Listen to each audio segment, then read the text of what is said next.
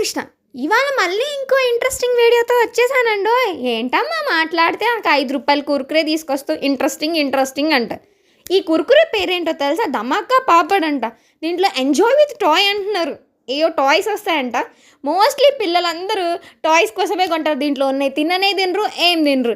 నేను వాళ్ళకంటే ఎక్కువ కదా, నేను కూడా దీంట్లో ఉన్న టాయ్ కోసమే మా షాప్లో ఉన్నది తీసుకున్నాను. సర్లే కట్ చేసి చూద్దాం ఏమొస్తుందో.